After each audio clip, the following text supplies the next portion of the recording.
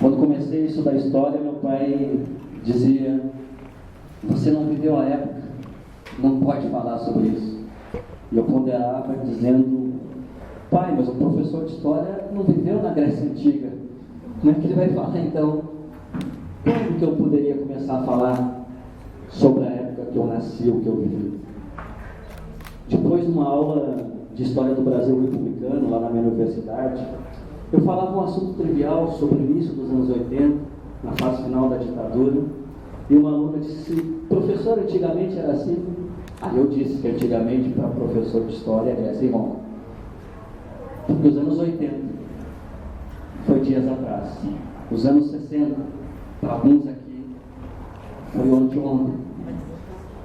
Quando eu tinha 15 anos e comecei na militância estudantil, eu achava minha avó de 50 uma velhinha, hoje com 50. E ela, falecida há pouco tempo, era mais nova, com 90 e poucos, do que eu agora. Como falar para a juventude que nasceu após 85 sobre um período que muitos afirmam foi o período democrático, onde se havia segurança, não havia corrupção? Eu, entre aspas, perdi um amigo de infância que virou militar, porque certa noite perdi a noite escrevendo sobre a corrupção na ditadura, já que ele postou nas redes sociais que não havia corrupção. Disse que eu estava inventando. Como tratar de informação em informação num país que não trata do seu passado recente, que diz que os historiadores têm que esperar passar 100 anos depois que as pessoas já morreram, para daí ser isento sobre um período. Quero dizer desde já que não tem como ser isento nessa temática da ditadura e da democracia. Nós estamos passados 50 anos do Brasil, assim como mais de 40 do Chile, do Uruguai, o ano que vem também 40 da Argentina, do golpe civil-militar, antecedido, como o Raul já falou, por outras formas de ditadura naquele país, que reviver, como os nossos comitês dizem para não esquecer. Há cerca de 30 dias, na minha instituição, foi instituída a Comissão da Verdade da Universidade Federal de Santa Maria. Colegas, professores, se aproximam de nós e dizem: vocês têm que pensar no futuro. Para que mexer no passado? Minha única brincadeira séria é dizer que eles estão querendo acabar com a nossa profissão. Como que um historiador não vai pensar no passado? Se pensamos em Roma, em Grécia, não vamos pensar no nosso país. Mas não é à toa que ainda, com exceções cada vez melhores, esses temas não são tratados em sala de aula. São obscurecidos ou enviesados por determinados meios de comunicação que são nossos principais concorrentes para a desinformação. Enquanto estamos com 30, 50 alunos numa sala de aula, são milhões que são desinformados por uma tecla repetida para justamente esquecer esse passado recente. Isso, me permite, é muito didático, é muito pedagógico. Por quê?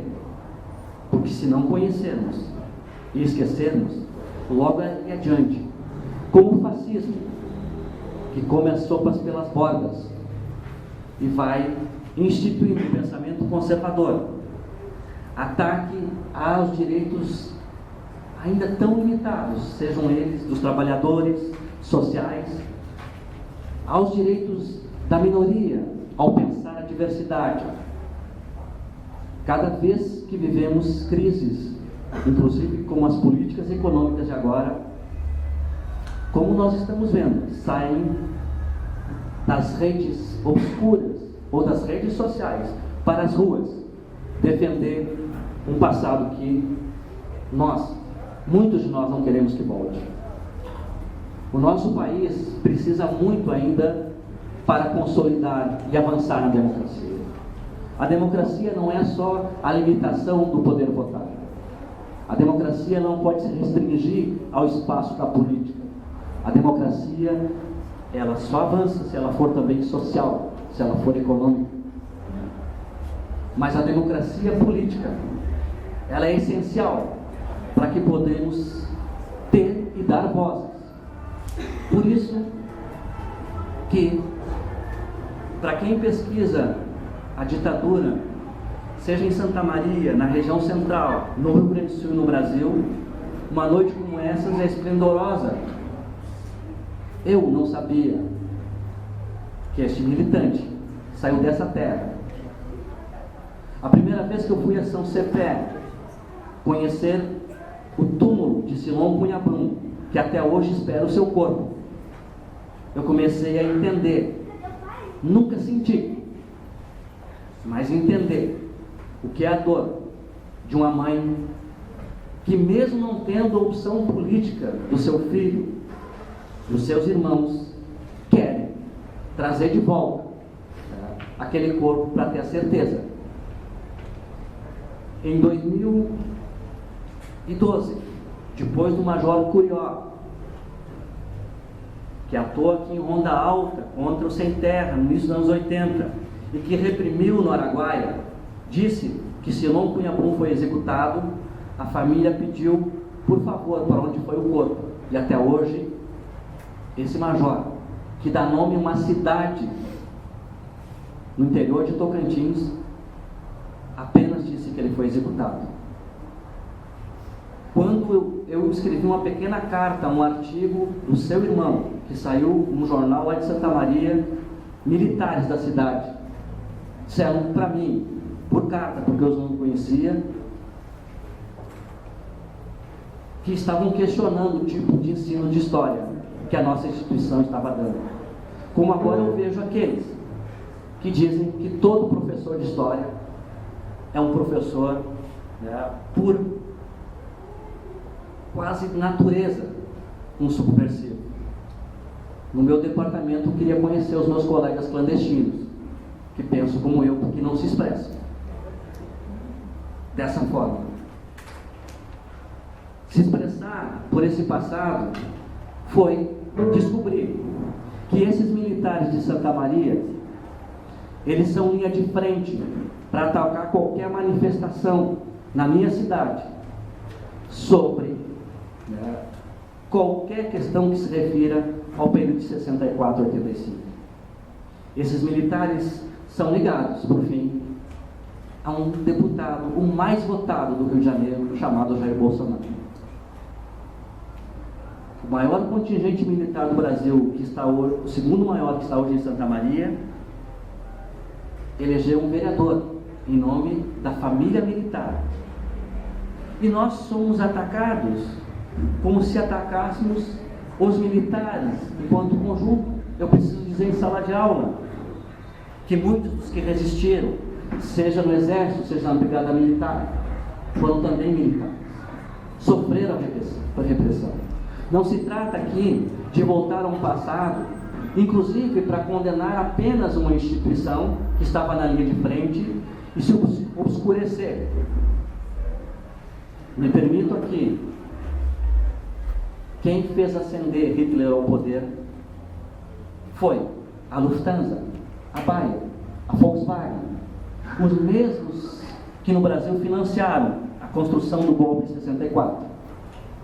Hitler se foi. Os militares de 64 a 85 se foram, entre aspas. Mas muitos desses interesses, os verdadeiros que não querem que essa história apareça, estão presentes, financiam a campanha dos nossos políticos, hegemonizam a partir da propaganda os órgãos de comunicação e pautam os editoriais. Nós precisamos democratizar, portanto, não só a política, mas nossos historiadores, alguns deles, os mais louvados por esses setores, alguns que inclusive resistiram à ditadura, seja na militância estudantil ou na militância política, passam a escrever que os que resistiram no pós-64 não lutavam pela democracia, lutavam pela ditadura, uma outra ditadura, e etc, etc, etc. Nós precisamos discutir, sim, ditaduras e democracias. Mesmo aqueles, me permitam, que pegaram em armas, ao menos defenderam o direito universal dos povos, como a Declaração dos Direitos Humanos coloca, que as armas são legítimas para a resistência. Os que pegaram em armas, muitos foram massacrados, outros sobreviveram. Mas a restrita democracia que nós tivemos cabe aos Newton. Por isso que, além da orelhinha nessa noite, eu queria dizer que esse momento é um momento bonito. Não é, Raul? Como era também chamado, o orelha. Um momento bonito, porque as cidades, da origem dos seus filhos, estão reconhecendo aqueles que foram apagados na história. E nesse difícil debate entre memória e história, depois você vai falar mais sobre isso, certamente, eu sempre digo que a memória é fundamental para ultrapassar as ausências e as omissões dos nossos livros de história. Mas a história, me permitam, espero que não soe como um discurso corporativista de um professor historiador, ela é mais ampla que a memória. A memória, ela complementa um processo histórico que é doloroso e que ainda tem as marcas. A minha universidade e os alunos de lá, ou ex-alunos que aqui estão presentes, sabem que as estruturas da ditadura ainda organizam as instâncias burocráticas, reproduzem os espaços aonde, que nem disse um colega meu uma vez, aluno é passageiro, técnico administrativo é necessário e professor é que faz a instituição. Nos conselhos, 70% do voto é do professor. Se não tiver divergência, os professores decidem antes. E como construir? O exemplo que eu estou dando, uma universidade, onde você não horizontalize o tripé dos 3 segmentos que fazem. Como também, nos tempos que vivemos, muitos dizem, consolidamos a democracia, mas os ataques aos direitos trabalhistas são possíveis. Como pensar uma sociedade democrática onde a horizontalização dos direitos, não esse mais nem outro menos, consolide? É muito caro a luta dos trabalhadores brasileiros e daqueles que estudantes e trabalhadores lutaram. Os livros de história dizem que era uma juventude, como muitos de fato eram, de idealistas, de jovens. Porque quando jovem você é revolucionário, depois de uma certa idade, é natural ser conservador. Jovens idealistas, aventureiros, que não tinham nada a perder. Eu tenho orientado pesquisas que mostram que a resistência à ditadura não tem idade, não tem gênero, não tem etnia. E justamente os que lutavam por essa diversidade, assim como os jovens e os estudantes, foram os mais perseguidos. A democracia que alguns decantam entre 64 e 85, ela é reconstruída a partir de um historiador que tem um espaço muito grande de mídia, meu colega de profissão, chamado Marco Antônio Villa, que o ano passado, nos 50 anos de 64, escreveu um livro chamado Democracia Brasileira, e disse que efetivamente a ditadura só durou de 13 de dezembro de 68 até o fim do AI-5, 10 anos depois. Seria arrogância aqui eu dizer para vocês, né, que nós cada vez mais demonstramos os que foram mortos desde 64. Não foram só os estudantes após 68, mas muitos deles foram também. Após 64, as lideranças sindicais, camponesas e lideranças político-partidárias, sobretudo do PTB, do PCB, que não era nesse momento mais clandestino, mas ainda era ilegal, foram as primeiras vítimas. A minha universidade está dando o nome da Comissão da Verdade, recém-criada, a Paulo Lauda, prefeito cassado de Santa Maria e professor da UFSM. Ainda vive em Santa Maria Eduardo Rolim, vereador cassado e professor da UFSM. Dos cursos de medicina, de outros cursos, dos perseguidos, dos que não puderam tomar posse, porque eram trabalhistas do PTB, acusados de comunistas. É preciso, como nós fizemos em Santa Maria, dar voz ao Christopher Goulart, nascido no exílio na Inglaterra, neto do Jango, para ele dizer que seria um contrassenso o seu avô latifundiário ser comunista. Mas a democracia do pré-64 nunca foi tolerada, como não foram toleradas as reformas de base propostas. Vejam só, por Jânio, já nos seus primeiros momentos daquele governo, que no caso dele durou só 8 meses. A história não mostra que as reformas de base já se apresentavam, mas quando Jango efetivamente leva elas adiante, rapidamente o golpe é antecipado. Como esconder que a reforma agrária, a reforma universitária, a reforma urbana, tantos anos adiado, poderia ter avançado há 50 anos atrás, na ampliação da democracia brasileira? Por quê que os organismos financiados pelo IPES e pelo IBAD, como no Rio Grande do Sul, setores da Igreja Católica, a FARSUL, através do Correio do Povo, como esconder isso?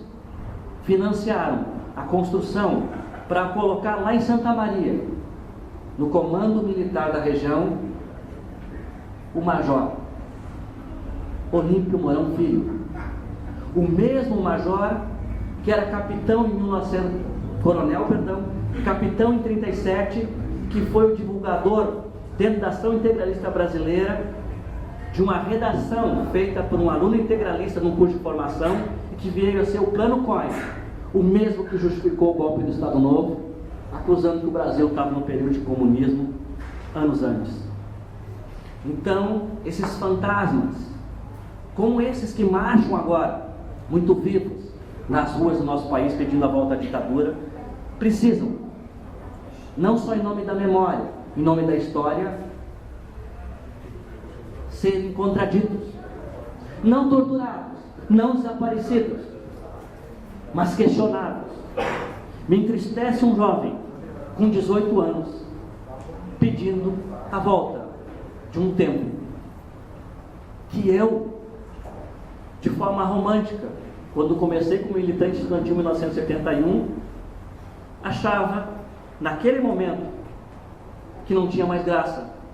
Porque eu dizia, eu acho que o Raul já ouviu eu afirmar isso, mas que coisa, a gente vai fazer uma pichação de noite, a polícia não bate na gente, não tem mais graça ser militante. Precisei aprender com a história, né, que esses momentos é que começaram a ter graça, porque não tinha graça aquele que estava sendo torturado nos porões da ditadura. Aqueles que torturaram crianças na frente dos seus pais para confessar sabe-se lá o quê. Aqueles que sobreviveram, como o Raul e tantos outros, ao exílio, para poder dizer para nós, para início de conversa, que se a gente fala em história e memória, nós vamos seguir os nossos lemas, para que não se repita, para que não se esqueça, para que nunca mais aconteça. Porque a ditadura limitada que nós temos é a melhor democracia ainda, mas a democracia limitada que nós temos ainda é pouco para o país que nós quisemos lá para frente. E aqueles que ficaram atrás certamente, aqui eu posso ser um sofista, né? Mas muitos deles, se vivessem hoje, certamente quereriam muito mais. Então, a democracia para frente, ela só se consolida se não voltarmos para trás. Que 64, 85 no Brasil, 73 aos anos 90 no Chile, 76 a 93 na Argentina, não volte nunca mais. É isso que nós temos que dizer para os nossos jovens. É isso que um momento como esse tem que dizer em voz alta: ditadura nunca mais. Obrigado.